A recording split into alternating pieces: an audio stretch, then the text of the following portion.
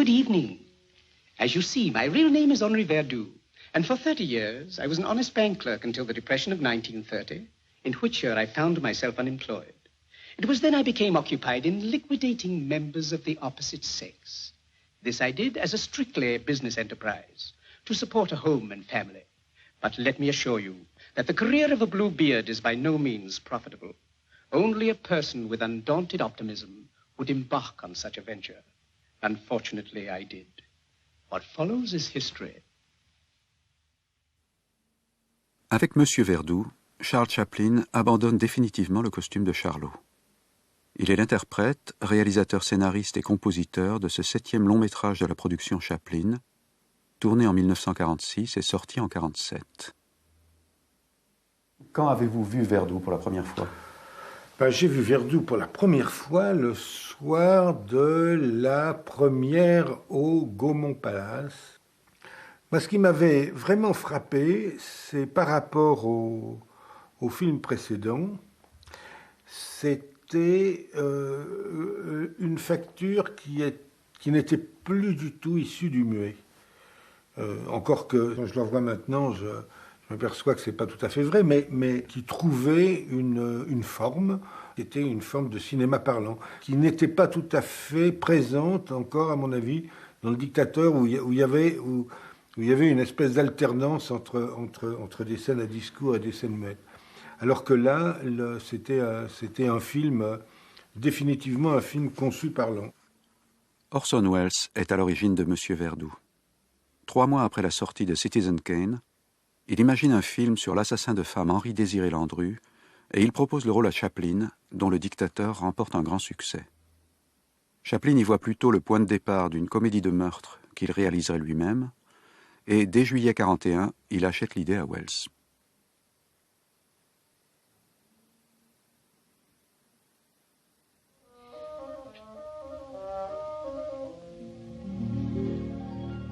Chaplin est depuis longtemps fasciné par le crime. Il s'intéressait déjà à Landru avant-guerre.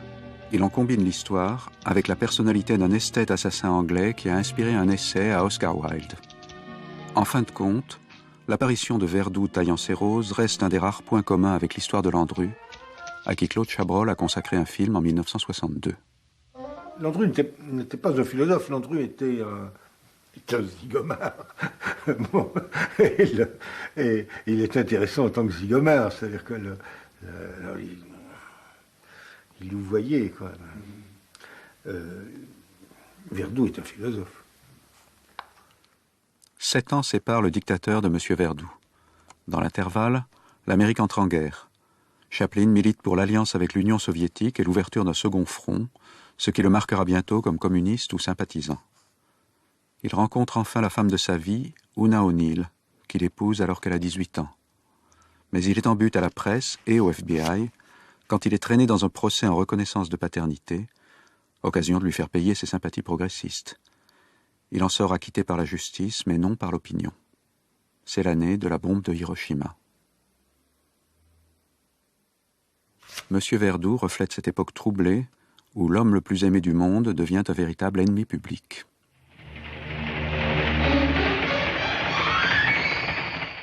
Never, never in the history of jurisprudence have such terrifying deeds been brought to light. Gentlemen of the jury, you have before you a cruel and cynical monster. Look at him.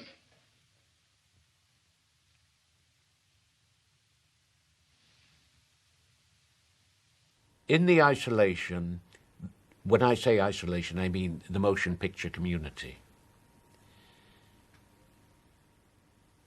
There was a group, though, in town in the 40s, in this town, that was a most remarkable group of people. It was a group of refugees, so to speak, who had had to leave Germany because of Hitler. And that would include Brecht, Thomas Mann, Heinrich Mann, Leon Feuchtwanger, Hans Eisler, a wonderful composer, a student actually of Schoenberg as a young man, whom Charlie once asked to help with him, but he loved Hans. He really did. He had a great fondness.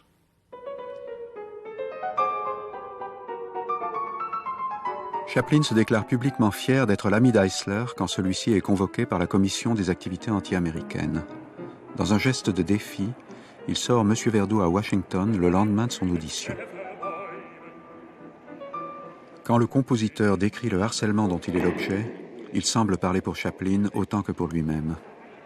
I have no any authority at all, but if you had made such a hearing without giving every week the last 12 months things about me, which are not even sometimes the truth, but distortion or invention of somebody which told it to one of the members of the committee, when you would go on to this fantastic press campaign against an artist, I'm sure every red-blooded artist will be, after 1 year, after you nearly ruined him, very angry about this. Quand Hans Eisler sera menacé d'expulsion, Chaplin demandera le soutien de Picasso. Mais la solidarité des créateurs n'est plus à l'ordre du jour. Et faire appel à un artiste étranger, communiste de surcroît, est un geste proprement suicidaire.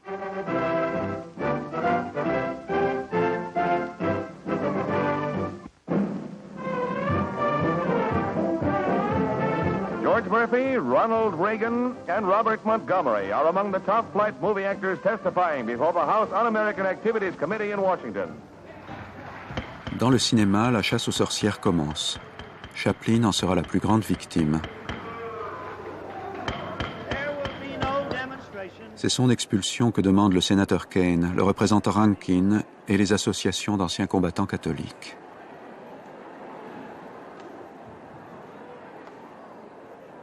Monsieur Verdoux est boycotté dans plusieurs États. Ce sera son premier échec commercial, sauf en Europe. Le cinéaste ne se fait pas d'illusions. Dès la conférence de presse du film, il interpelle les journalistes. Thank you, ladies and gentlemen of the press. I'm not going to waste your time. I shall say, proceed with the butchery. Quand le monde entier se tourne contre un homme, il devient saint, a-t-il écrit dans ses notes pour Verdoux. Il prête à son personnage ses réflexions désabusées. Lorsque les faits n'existent pas, les sentiments prennent le dessus. Ou encore, il est plus important de comprendre le crime que de le condamner. Il met entièrement en cause la société à travers cet assassin. Là, il y a une des phrases les plus terrifiantes contre une société qui ait jamais été prononcée, qui est prononcée dans M. Verdoux, c'est je cite la version française, mais ça, c'est le nombre sanctifie. C'est tout. Bon, c'est la justification de Verdoux et la condamnation de toute société criminelle, enfin, de toute société guerrière. I don't see how anyone can be an example in these criminal times. Well, you certainly are, robbing and murdering people. That's business. Well, other people don't do business that way. That's the history of many a big business. Wars, conflict, it's all business. One murder makes a villain, millions a hero. Numbers sanctify, my good fellow. La Production Code Administration, organisme d'autocensure du cinéma, ne s'y était pas trompée. Avant même le tournage, elle rejette le scénario, qui s'appelle encore Comedy of Murders, comme inacceptable. Dans sa mise en cause du système, de la structure sociale, l'auteur permet à Verdoux de justifier ses crimes d'un point de vue moral, de les minimiser en les comparant à ceux de la guerre. Enfin et surtout, les censeurs jugent blasphématoire l'attitude de Verdoux envers Dieu. Parce que là, c'est un film athée, véritablement athée. Et c'est très difficile de proclamer son athéisme aux États-Unis. Father Farrow to see you. By all means, show him in. Le discours avec le prêtre est quelque chose de formidable, parce que le prêtre, qui n'a pas du tout montré d'une manière ridicule, qui ne dit pas de bêtises, simplement, il se trouve échec et mat. Moi, je crois que c'est une des choses, entre autres, qui n'a pas été pardonnée au moment de la sortie du film, une espèce d'indifférence extraordinaire à la notion de Dieu. L'idée est que la transcendance ne passe pas par Dieu. Bon, et ça, c'est terrible. Ah, Father. And what can I do for you? Scène par scène, Chaplin défend son film des accusations de subversion, cédant seulement sur les détails. Par exemple, « Va te coucher » doit remplacer « Viens te coucher » avant le meurtre d'une des épouses, Lydia. Il n'aura pas de mal à contourner de tels interdits, comme pour le fredonnement de Verdoux le lendemain matin, auquel il substitue une musique vive et énergique. Turn out those lights. Yes, my dear. Did you lock the doors? Early this evening. Latch your kitchen window? Don't worry. Everything's attended to. Well, did you? Yes, my dear.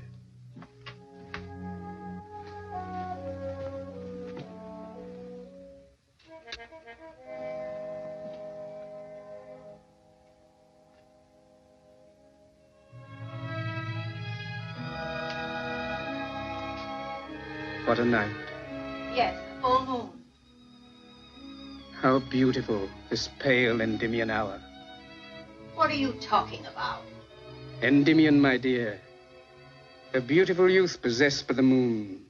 Well, forget about him and get to bed. Yes, my dear. Our feet were soft and flowers.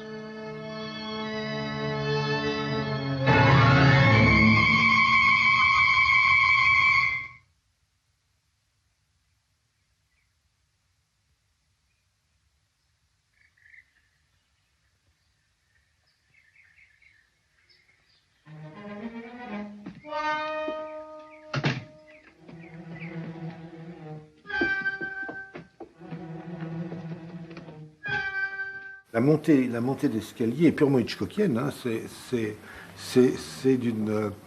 terrifiant, c'est du pur suspense, c'est admirablement fait, avec une simplicité, une efficacité. Le travelling dure juste ce qu'il faut, il est à peine visible. C'est du grand art de ce point de vue-là. Et alors le plan du palier est étonnant. Il y a une efficacité absolument fantastique de la mise en scène. On sait exactement tout ce qui s'est passé hors champ. Entre le plan du palier de nuit et le plan du palier le matin, on sait exactement ce qui s'est passé. Donc c'est une perfection de lisibilité, quoi. Et le cinéaste Chaplin fait tout pour que le spectateur soit du côté de Monsieur Verdoux. Lydia! I thought you were in Indochina. I was, my dear, I was. Didn't you get my letters? What letters? I wrote you practically every day.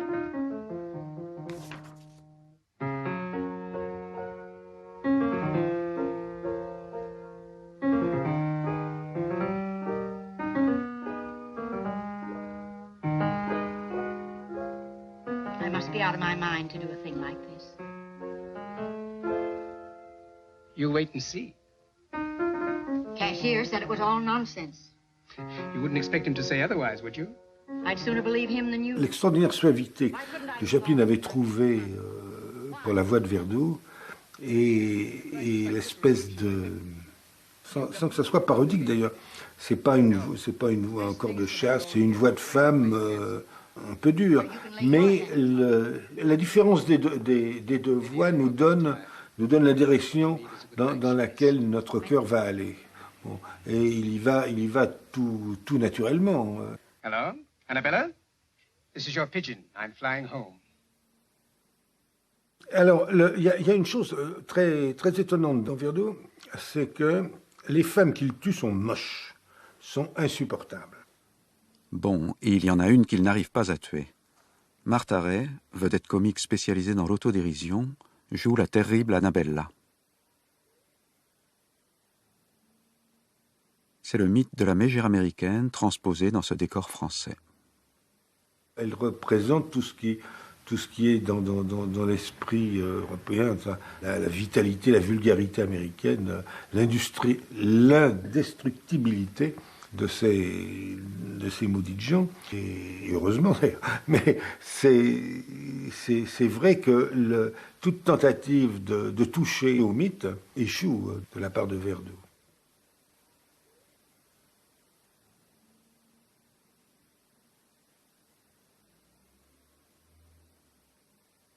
mais ça c'est une démarche très chaplinesque, il a trouvé le moyen d'exprimer la difficulté de tuer par le fait de ne pas pouvoir.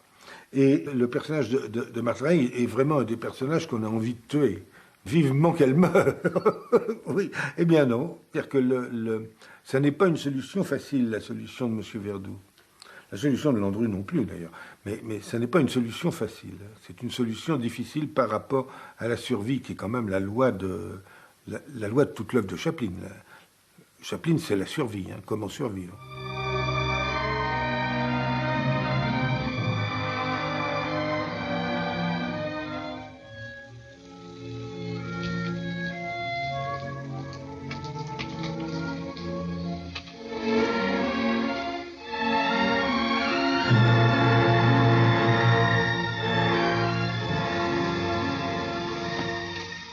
Quite a shower.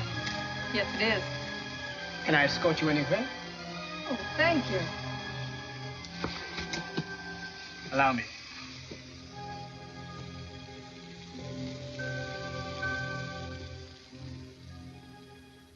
Et quand Verdoux rencontre une autre survivante, il se reconnaît en elle et il décide de ne pas la tuer.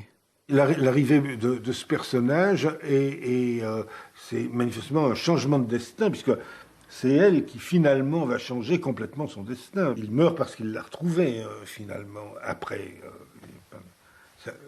indirectement, mais quand même. Car c'est quand il découvre qu'elle a renoncé à se battre et trahi ses espoirs qu'il renonce lui-même et décide de se laisser prendre. After I saw you, my luck changed. I met a munition manufacturer. Ah, that's the business I should have been in. Yes. It'll be paying big dividends soon.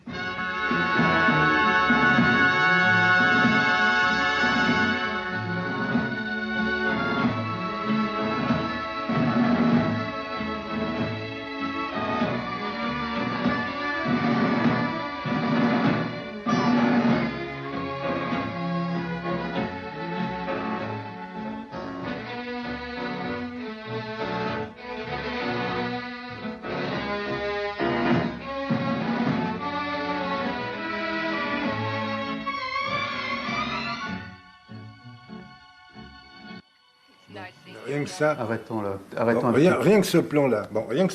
Ce plan-là est particulièrement extraordinaire. Pour 36 raisons. D'abord, ne serait-ce que pour l'idée du recadrage final, qui est complètement génial et que je n'ai jamais revu ailleurs. Hein. C'est-à-dire le type, et quand il se redresse, on ne se redresse pas, alors qu'on les a suivis, on ne se redresse pas et on reste sur les deux autres qui sont flous au fond pour revenir sur. Ça, c'est formidable. C'est formidable. Je l'ai jamais vu ailleurs. Et je cherche à le faire, moi, tout le temps.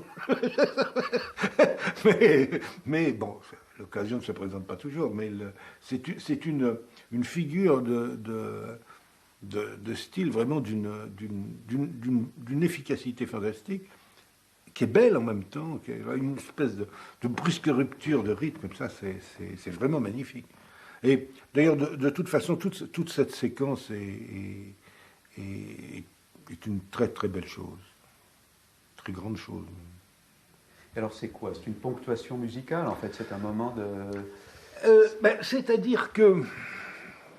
Je crois qu'il y a beaucoup de choses dedans. Parce qu'il établit en même temps le rapport entre ce couple qui danse et les deux. Donc c'est ce qui n'est pas. Cet homme et cette femme dans les bras l'un de l'autre en train de danser, c'est ce qui n'est pas. Mais ce qui, après tout, peut ou aurait pu être, qui ne représente rien d'anormal. Et en même temps, il y a un autre élément qui joue, c'est l'élément du... On ne peut pas appeler ça le destin, bon, enfin de l'évolution du temps, des choses et de la vie. On accompagne ça, et puis à un moment, on passe à la même chose qui est autre chose, qu'aurait pu être la même chose, et tout ça. C'est, comme toutes les idées poétiques, elles sont absolument inexplicables, mais simplement absolument extrêmement faciles à ressentir. Je veux dire, on ressent quelque chose là d'évident, et on voit bien en gros ce que ça veut dire, mais on a du mal à l'exprimer avec des mots, parce que ça coûte moins cher de l'exprimer avec des mots que de l'exprimer au cinéma.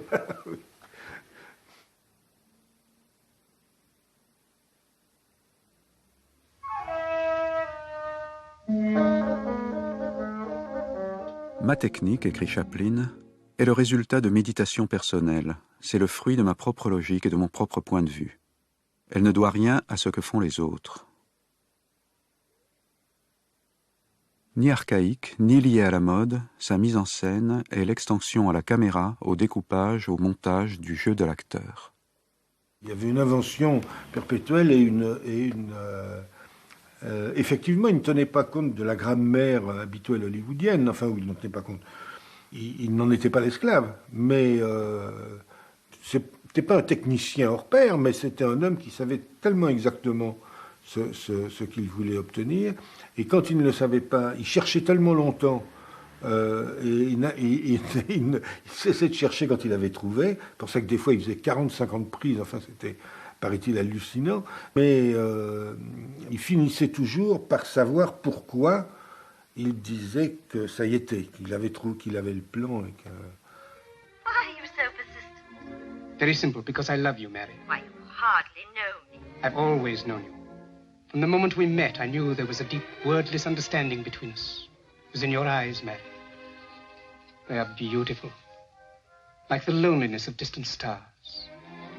I often wonder, who are you in the dark? I don't quite understand. I can't express it in words. Only a symphony could say. Music of the spheres. Oh, my dear, I'm not as ethereal as all that. You're everything. Saint, sinner, snake, and gazelle all in one. I can't forget you. Every look, tone, gesture is engraved in my mind. I must see you, Mary. Immediately. Now. Good. I'll be right over.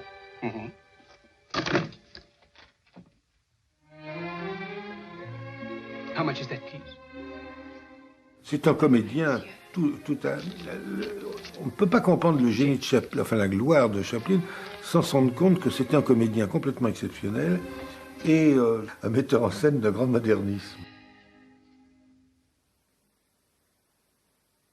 Parlons du célèbre plan final, celui où Verdoux sort de sa cellule et marche vers la guillotine. Dans un geste inhabituel, Chaplin a décidé de réaliser ce mouvement complexe le premier jour de tournage. J'ignorais ce détail et c'est absolument formidable parce que ça c'est une intelligence d'acteur. C'est que en se débarrassant au départ du dernier plan, il ne l'a plus en tête.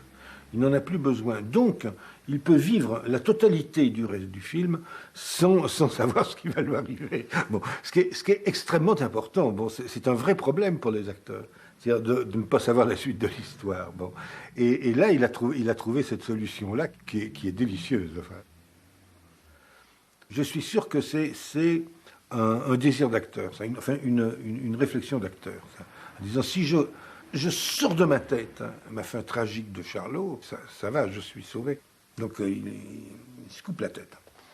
Car ce plan n'est rien d'autre qu'un gag final de Charlot, écrivait André Bazin à la sortie du film. Mais toute sa vie, dans Limelight aussi, et dans Roi New York aussi, il a systématiquement repris des gags Chaplin, des gags de Charlot, tout simplement, ne serait-ce que pour rappeler qu'il y a continuité. C'est-à-dire que le personnage n'est plus Charlot tout en restant Charlot. Ce sont des avatars, c'est ce qu'on appelle des avatars dans la religion hindoue. Ce sont des avatars de Charlot. Et alors celui-là, on peut l'appeler Charlot à la guillotine. Charlot à la guillotine. Ils ont guillotiné Charlot. C'est ce que disait Bazin. Il disait une chose assez jolie, c'est qu'à la fin, quand il s'en va, bien entendu, il s'en va comme Charlot. Donc, comme il s'en va comme Charlot, c'est que c'est Charlot. C'est-à-dire que vous ne l'avez pas reconnu, mais c'était le même.